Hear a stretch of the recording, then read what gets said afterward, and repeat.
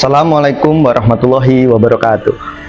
Perkenalkan, saya Angger Binukopaksi MKom, selaku dosen tetap program studi D3 Teknologi Informasi Politeknik Negeri Madiun. Dalam kesempatan ini, saya akan menyampaikan video yang menjadi salah satu syarat penyusunan dokumen pernyataan diri dosen dalam unjuk kerja Tridharma Perguruan Tinggi, khususnya unsur pengajaran. Mata kuliah yang akan saya ajar kali ini adalah Cloud Computing.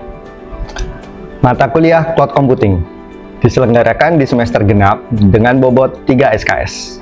Terdiri dari 16 pertemuan tatap muka yang dirinci dalam 14 pertemuan materi dan 2 pertemuan ujian, UTS dan UAS. Model pembelajaran yang diterapkan adalah DIA, Delivery, Interaction, dan Assessment.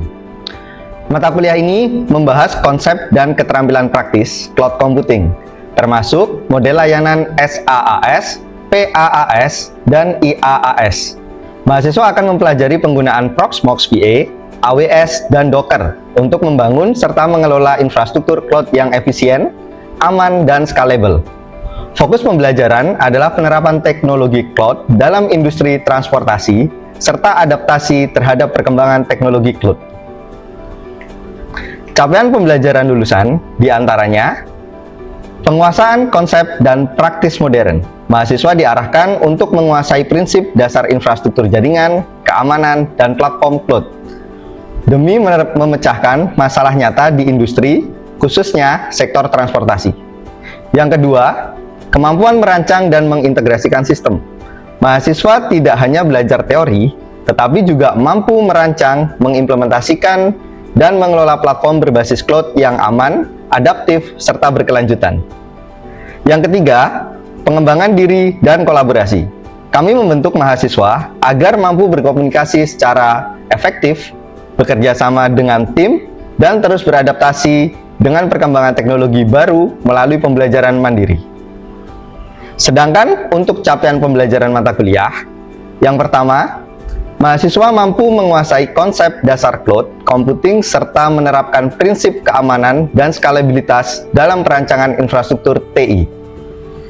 Yang kedua, mampu merancang dan mengimplementasikan platform cloud computing yang adaptif untuk mendukung operasional, inovasi, dan kebutuhan spesifik industri transportasi. Yang ketiga, mampu mengintegrasikan dan mengoptimalkan infrastruktur TI guna meningkatkan efisiensi, kinerja sistem, konektivitas, serta pengelolaan data. Dan yang keempat, mampu beradaptasi dengan cepat terhadap perkembangan teknologi cloud terkini serta menerapkannya dalam konteks profesional secara mandiri. Evaluasi cloud computing terdiri dari 5 komponen, diantaranya praktikum atau proyek 60%, tugas 5%, kuis 5%, UTS 10%, dan UAS 20%, di mana nilai akhir akan dikonversikan sesuai aturan dari perguruan tinggi, seperti berikut. Sedangkan referensi yang saya gunakan dalam perkuliahan ini diantaranya adalah buku karya saya sendiri, dan juga buku karya para ahli lainnya, serta jurnal bereputasi dengan kebaharuan di bidang cloud computing. Baik, mari kita saksikan cuplikan video proses pembelajaran cloud computing yang telah saya laksanakan. Assalamualaikum warahmatullahi wabarakatuh. Baik, selamat siang teman-teman. Jadi untuk perkuliahan cloud computing hari ini sudah saya share untuk modul dan materinya ya, ada di Adlink. Jadi teman-teman bisa coba lihat. Jadi yang pertama itu adalah materi pengantar cloud computing ya. Oke, apa sih sebenarnya cloud computing itu? Jadi cloud computing sendiri itu merupakan gabungan pemanfaatan teknologi komputasi, dan pengembangannya berbasiskan internet. Komputasi awan adalah sebuah konsep pemahaman dalam rangka pembuatan kerangka kerja komputasi secara online maupun global, di mana terdapat beragam aplikasi maupun data dan media penyimpanan yang dapat diakses dan digunakan secara berbagi resource dan bersamaan oleh para pengguna yang beragam. Jadi kurang lebih intinya adalah komputasi awan atau cloud computing itu segala bentuk teknologi yang kalian bisa mengaksesnya itu secara bersamaan melalui akses internet gitu. Jadi kalau ada aplikasi yang bisa diakses melalui internet itu sudah bisa disebut cloud computing. Contohnya kayak media sosial itu sebenarnya udah masuk cloud computing. Kemudian apalagi misal media sosial, aplikasi Office, WA juga bisa, Office 365 atau Google Docs. Jadi itu kan sebenarnya suatu aplikasi, tapi cara pengaplikasiannya atau cara pemakaiannya itu menggunakan akses internet. Nah itu udah bagian dari cloud computing. Jadi sekarang intinya kayak gini. Sederhananya cloud computing adalah metode penyampaian berbagai layanan. Nah layanan ini yang dimaksud tadi bisa media sosial, bisa office platform dan sebagainya melalui internet. Jadi kata kuncinya ada di sini. Itu kurang lebih dari cloud computing gitu. Jadi cloud computing itu bukan suatu bidang ilmu, cloud computing itu juga bukan suatu teknologi, tapi lebih ke konsep cloud computing itu. Oke, untuk sejarah cloud computing sendiri sebenarnya panjang ya. Jadi sebelum ada cloud computing yang kayak sekarang yang sudah menggunakan internet, cloud computing sendiri itu awal mulanya adalah proses pemakaian komputer secara bersama. Jadi di awal tahun 1960-an, awal mula komputer sudah ada itu, ada layanan yang kita bisa mengakses mainframe bareng-bareng gitu. Nah itu udah bagian dari cloud computing, hanya saja konsepnya masih konsep lampau gitu. Kemudian semenjak munculnya internet, maka proses cloud komputasinya itu dilakukan lebih global. Jadi tidak hanya lokalan atau LAN, tapi sudah akses internet gitu. Jadi itu kurang lebih sejarah singkatnya seperti itu. Kemudian cloud computing sendiri benar-benar sudah mulai diimplementasikan itu semenjak adanya layanan komputasi hyperscale. Contohnya kayak Amazon Web Service, kemudian Google Cloud Platform, dan juga Alibaba dan beberapa perusahaan lainnya ya, kayak Microsoft itu punya Microsoft Azure contohnya gitu. Atau misal Oracle juga punya Oracle Cloud, IBM juga punya IBM Cloud gitu. Jadi mulai banyak layanan komputasi yang hyperscale, perusahaan raksasa. Nah, untuk cara kerja cloud computing sendiri, simpelnya itu ada tiga komponen dasar. Yang pertama itu adalah layanannya. Layanan di sini dia bisa misal nih menyediakan server, menyediakan virtual desktop, menyediakan software platform, contohnya kayak tadi Office gitu. Kemudian aplikasi ini ya kayak misal Draw.io, kemudian aplikasi Facebook, game online, itu termasuk dalam layanan cloud computing. Kemudian layanan storage atau penyimpanan data, contohnya kayak Google Drive, OneDrive, iCloud kayak gitu. Jadi itu ada layanan. Dan yang kedua itu ada medianya, ada media transfernya gitu. Media transfernya ya bisa internet, mau menggunakan kabel ataupun nirkabel kayak gitu. Dan yang ketiga, komponen terakhirnya adalah kliennya. Kliennya bisa mobile, bisa tablet, bisa komputer kayak gitu. Jadi secara umum komponen yang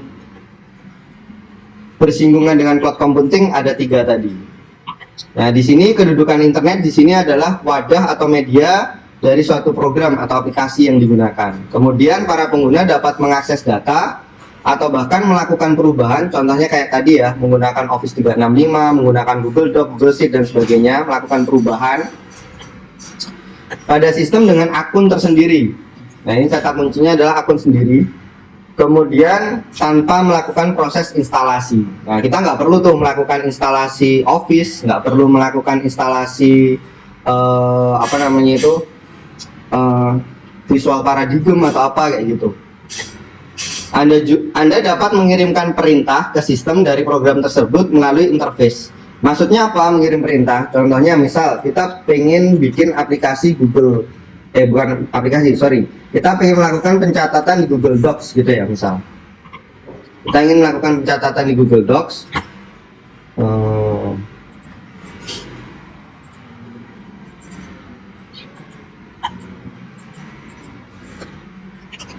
Doc.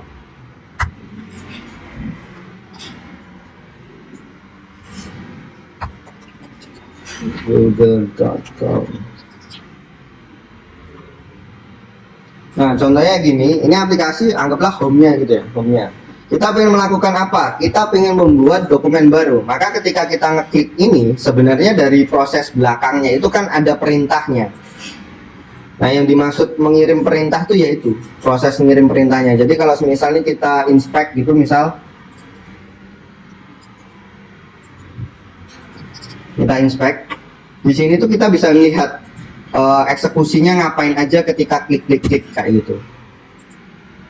Contohnya kita pengen ngeklik, kalau ngeklik kalau ngetik kayak gini masih ini sih nggak ada eksekusi di ininya. Nah, contohnya gini, langsung ada perintahnya ngapain. Atau misal kita pengen melakukan perubahan huruf, contohnya dari sini sebenarnya udah ada perintahnya, ada perintahnya. Nah, perintah-perintah inilah yang dimaksud dari pengertian ini. Dapat mengirim perintah ke sistem dari program tersebut melalui interface-nya. Interface-nya ya ini. Interface-nya. Ini interface-nya. Kurang lebih seperti itu.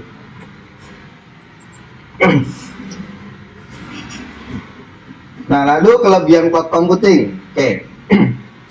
Jadi sebenarnya kenapa kok sekarang rata-rata itu semua teknologi sudah arahnya ke cloud. Jadi hampir semuanya itu udah pasti cloud. Sudah tidak ada lagi modelnya ini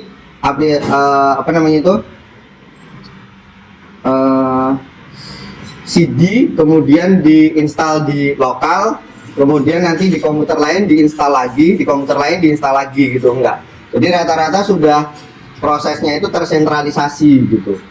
Nah, ini beberapa kelebihan cloud computing. Yang pertama itu yang pasti sering ditonjolkan adalah meminimalisir biaya. Maksudnya apa? Kalau kita menggunakan cloud computing, kita tidak perlu lagi menyediakan sarana fisiknya. Contoh misal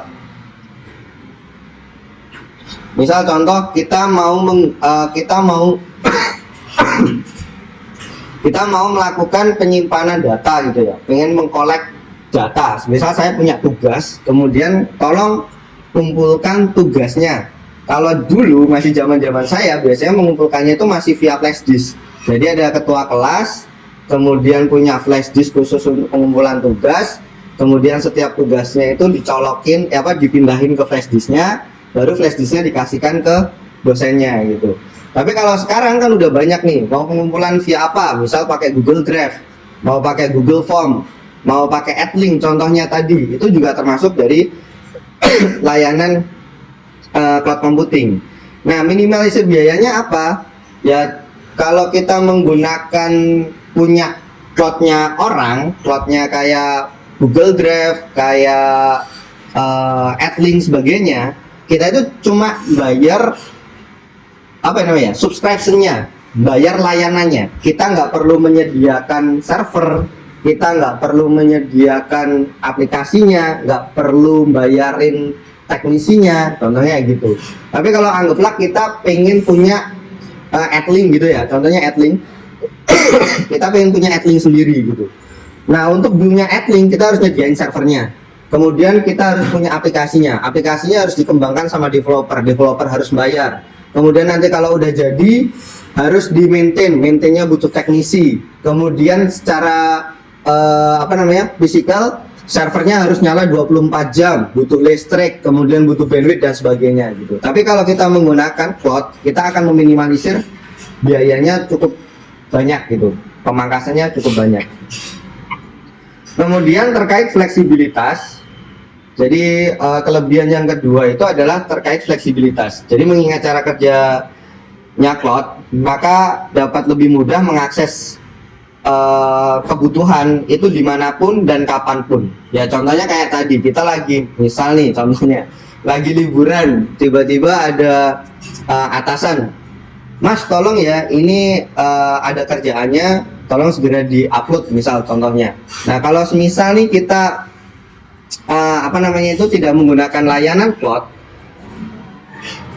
ternyata dokumennya misalnya ya tidak disimpan di cloud gitu, tidak Google dokumen kerjanya tidak disimpan di cloud, ternyata dokumennya itu ada di komputer rumah. Nah kita pas lagi liburan mau nggak mau kalau ternyata diminta sama atasan pasti akan ribet gitu, entah kita harus pulang atau minta tolong orang rumah untuk ngirimkan dokumennya, contohnya kayak gitu. Tapi kalau sudah tersimpan di cloud, entah di Office 365 ataupun di Google Docs, selama kita ada internet, mau pakai HP pun tetap bisa kita akses gitu, selama ada internet syaratnya.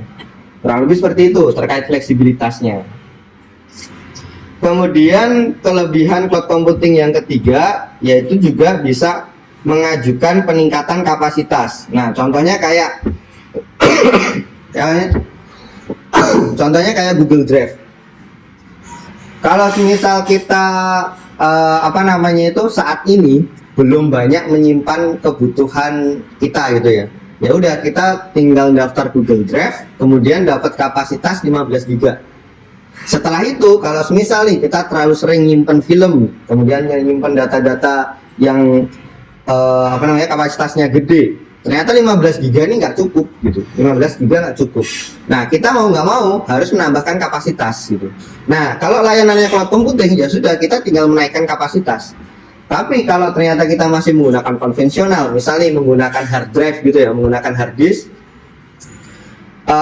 kalau sekarang udah pasti gede-gede ya, sekitar 250, 500, 700 gitu. Tapi anggaplah dulu zaman saya tuh masih hard disk tuh masih 20 GB gitu, 20 GB kemudian habis. Kalau zaman dulu nggak bisa slot hard drive itu kan terbatas. Jadi ketika kita menambahkan hard disk, paling cuma nambahin 2 hard drive gitu. Kalau sekarang udah ada yang sampai 4 slot, 5 slot, 8 slot gitu. Kalau dulu tuh paling cuma 2, maksimal cuma 2. Jadi kalau pakai Windows paling yang kelut cuma D sama E gitu doang biasanya. Nah, kalau dulu ketika kita butuh menambahkan kapasitas, kita harus beli hard drive-nya, kemudian kita instalasi pun itu kita tancapkan ke komputernya, itu pun juga ada maksimalnya gitu. Tapi kalau kita udah cloud computing, sekarang saya cuma butuh 15 GB. Kemudian nanti data saya udah nambah lagi nih, saya butuh naik tingkat misal ke 100 GB. Nanti pas 100 GB udah penuh, butuh lagi nambah, naik jadi 1 tera misal kayak gitu. Nah itu sudah nggak perlu lagi kita mengeluarkan dana fisikal lah gampangannya. Jadi harus ganti hard drive atau mindahin data dan sebagainya gitu. Jadi salah satu keuntungannya adalah bisa mengajukan peningkatan kapasitas gitu. Nah ini contohnya adalah paket premium pada Google Drive, contohnya seperti itulah. Kemudian kelebihan cloud computing yang keempat, tidak perlu belajar dan memahami sistemnya. Maksudnya apa? Contohnya nih produknya beda lagi. Contohnya misal kita mau nyewa hostingan itu termasuk layanan cloud. Kalau kita kita masih konvensional, tidak menggunakan cloud computing, mau nggak mau kita harus belajar tuh gimana caranya instalasi web servernya, gimana caranya instalasi database server, gimana instalasi cPanel, gimana caranya install aplikasi ke dalam web hostingnya dan sebagainya gitu. Tapi kalau kita sudah menggunakan cloud, kita udah nggak perlu tuh belajar memahami sistemnya ya. Kita hanya belajar cara menggunakannya aja. Jadi gimana sistem itu berjalan, kita udah nggak peduli. Yang penting kita bisa pakai gitu aja. Contohnya kayak gitu. Nah ini beberapa kelebihan cloud computing. Nah kemudian untuk kekurangan, kalau ada kelebihan udah pasti ada kekurangan. Nah yang pertama adalah adanya resiko. Kekurangan cloud computing yang pertama adalah adanya resiko data pengguna itu dibajak. Entah itu data, karena kan tadi contohnya Google Drive gitu ya, data kalian kan disimpan di cloud gitu. Nah kita nggak tahu tuh sebenarnya cloudnya itu fisiknya ada di mana gitu. Tapi sangat rentan, bukan sangat rentan sih, ada kemungkinan meskipun kecil bahwa data itu bisa bocor. Entah nanti tiba-tiba ada pegawainya layanan cloud itu iseng gitu, jadi pegawainya Google misal iseng gitu kan. Data kita nyimpenin foto di Google Drive, kemudian fotonya diambil atau di apa. Contohnya kayak gitu. Atau contoh-contoh lain yang paling sering ya ini tadi, media sosial kayak Facebook, Twitter, kemudian apalagi sekarang Instagram dan sebagainya. Nah itu masih sangat rentan datanya itu bocor atau disalahgunakan. Ya yang paling sering misal foto-foto lah, foto-foto itu bisa aja dipakai untuk mengelabui orang gitu, atau dimanfaatkan untuk menipu orang gitu. Nah itu yang paling sering. Itu resiko atau kekurangan dari cloud computing yang pertama. Gitu. Kemudian kekurangan yang kedua itu adalah resiko adanya server down. Jadi karena tadi kita aplikasi itu kita titipin lah ya, aplikasinya itu kita titipin di vendor. Jadi kita tidak punya akses penuh jika ada kendala dalam arsitekturnya si vendor itu. Entah tiba-tiba listriknya mereka mati, entah tiba-tiba ada kebakaran atau dan yang lain-lainnya. Nah jadi masih ada sangat mungkin resiko namanya itu server down gitu. Itu salah satu resikonya cloud computing. Itu kenapa nanti ketika kita mau menyewa layanan cloud, entah misal Google Drive gitu misalnya, storage gitu ya, misal layanan storage gitu, ya kita harus memastikan bahwa layanan dari vendornya itu kredibel gitu. Dari sisi misal nih kalau tiba-tiba server down atau misal tiba-tiba servernya kebakar atau mati gitu, apakah mereka punya sistem backup yang bagus atau apanya gitu. Tapi sejauh ini kayak perusahaan-perusahaan gede misal OneDrive, kemudian Google Drive, kemudian iCloud itu kalau misal ada kendala dengan server mereka itu udah pasti terjamin datanya aman sih gitu. Dan yang ketiga kekurangannya terkait koneksi internet. Jadi contohnya tadi, jika kelebihannya kita bisa mengakses dimanapun dan kapanpun, tapi itu juga bersinggungan dengan kekurangannya. Kita memang bisa mengakses dimanapun, tapi kalau tidak ada koneksi internet, ya percuma gitu. Jadi ini salah satu kekurangannya. Kita sangat bergantung dengan adanya koneksi internet. Karena ini tadi ya, salah satu komponennya adalah media transfer. Dan media transfernya ini kalau kita ngomongin global ya internet gitu. Jadi seperti itu. Itu terkait kekurangannya. Oke, untuk materi pengenalan cloud computing, kira-kira ada yang mau ditanyakan atau dibahas? Silakan. Oke, yakin nggak ada yang mau ditanyakan? Oke, boleh, silakan. Negara apa?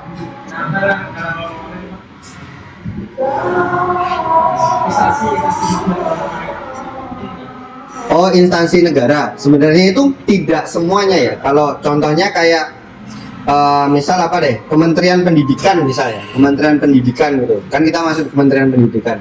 Kenapa nggak pakai cloud computing? Bukan nggak pakai cloud computing, mereka tetap pakai cloud computing. Ingat, cloud computing tadi itu konsep ya. Cloud computing itu bukan suatu teknologi, bukan suatu produk. Cloud computing itu konsep. Mereka tetap menerapkan cloud computing. Hanya saja mereka tidak menggunakan layanan cloud computing yang ini tadi. Yang model layanannya itu adalah IaaS atau infrastruktur ke atas. Jadi mereka harus on-premise, harus punya server sendiri. Jadi misalnya contohnya PDDT misal. Tahu kan PDDT? Tahu kan? Kalian bisa mengakses data kemahasiswaan kalian di PDDikti gitu. Nah itu kan punyanya kementerian loh. Nah kementerian itu tidak menggunakan layanannya punyanya Amazon atau layanan infrastrukturnya punyanya Google atau punyanya Alibaba. Enggak, mereka punya server sendiri. Sempat jadi masalah itu ketika kita awal-awal COVID, kan ada aplikasi Peduli Lindungi itu. Nah, Peduli Lindungi itu kan datanya hampir semua, ya nggak hampir ya, mungkin yang nggak ikut vaksin segala macam nggak butuh gitu. Tapi kan setidaknya anggaplah separuh data penduduk Indonesia ada di situ gitu. Dan saat itu ada permasalahan bahwa data servernya itu disimpan di Alibaba kalau nggak salah, di Alibaba regionalnya pakai yang regional Singapura gitu. Kalau nggak salah gitu. Sebenarnya boleh menggunakan Alibaba, tapi harus menggunakan regional Indonesia. Jadi setiap layanan vendor-vendor besar itu dia pasti punya server base di setiap negara-negara besar. Contohnya kayak contohnya kayak Amazon itu di Indonesia dia punya, di Singapura punya, di Hong Kong punya, di India punya. Contohnya di daerah Asia itu. Nah, kalau semisal kita pengen punya layanan, anggaplah PDDT ya, kita pindahin ke Amazon gitu misal. Kita nggak boleh milih Amazon yang regionalnya di Singapura. Kita harus milih regionalnya yang di Jakarta, karena regional yang di negara kita tuh punya gitu. Ngapain kita harus nyimpennya itu di Singapura gitu, kalau di negara kita ada gitu. Jadi itu sebenarnya bisa, tapi regulasinya tidak memperbolehkan. Oke, ada lagi yang mau didiskusikan? Kalau sudah tidak ada, ini ada tugas untuk kalian. Jadi carilah contoh layanan. Ini salah ketik ya, harusnya IASS. Ini salah ketik, S-nya harusnya hilang. IASS, PASS, SASS yang berkaitan dengan dunia teknologi informasi dan pekerjaan di Departemen IT. Buatlah sebuah daftar berupa tabel dengan format seperti inilah. Jadi kurang lebih layanannya nanti itu seperti ini. Kalian bisa pakai, tidak ada format laporannya, jadi langsung aja Google Docs atau Word atau apa gitu, langsung bikin tabelnya gitu. Atau mau pakai sheet nanti terus diekspor juga boleh gitu. Nah, ini belum saya buatkan di Adlin ya, habis ini saya buatkan. Jadi kurang lebih seperti ini nanti untuk formatnya. Nama layanannya apa, nama penyedia layanannya itu artinya vendor atau providernya ya. Nama penyedia layanan itu berarti vendor sama providernya. Kemudian kegunaan layanannya apa, kemudian dia termasuk jenis layanan yang mana, jenis layanan model yang mana itu. Apakah IASS, PASS, atau SSS. Nah, ini buatlah minimal masing-masing model itu 5. Jadi nanti IASS ada 5, PASS ada 5, SSS ada 5. Ini yang paling gampang sih, SSS sih, paling gampang tuh. Banyak contohnya soalnya, media sosial tuh udah pasti SSS semua itu. TikTok, Facebook, WhatsApp, Gmail, Instagram, itu udah. Nah, tinggal kalian mencari ininya tadi, media nama vendornya atau providernya. Jadi contohnya kayak Instagram, penyedia layanannya siapa? Meta contohnya. Facebook, Meta juga. Gitu. Nah, kegunaan layanannya apa gitu? Ya ini nanti tinggal dicari aja, entah di Google atau mungkin AI gitu juga bisa. Si Instagram tuh dulunya sih fungsinya cuma buat pamer foto ya. Sekarang udah berubah total. Saya kangen Instagram zaman dulu malah. Cuma pamer foto, itu pun yang square gitu. Kemudian apalagi contohnya? Nanti kalau yang contohnya di sini ada Droplet. Droplet itu nama layanannya atau nama produknya. Kemudian penyedia layanan atau vendornya itu Digital Ocean. Nah, Digital Ocean sendiri masih punya banyak layanan, banyak produk gitu. Nanti bisa dilihat. Nah, ini Droplet itu kegunaannya adalah VPS dengan berbagai varian ukuran untuk menjalankan aplikasi di server virtual. Contohnya itu. Nah, ini Pak termasuk IASS. Berarti nanti itu misalkan saya mau kerjakan itu Excel. Terus ekspor itu maksudnya diekspor sebagai PDF dong. Oh, PDF. Diekspor jadi PDF aja. Kan bisa kan? Nah, diekspor jadi PDF nanti. Oke, gitu. Oke, kira-kira ada yang mau ditanyakan terlebih dahulu terkait tugas? Untuk deadline ini tanggal 9. Biasanya itu tugas kayak gini tuh H-1 pertemuan selanjutnya kalau saya. Jadi aman untuk deadline. Oke, ada lagi? Oke, kalau sudah tidak ada untuk presentasinya saya tutup dulu. Terima kasih. Wassalamualaikum warahmatullahi wabarakatuh. Waalaikumsalam.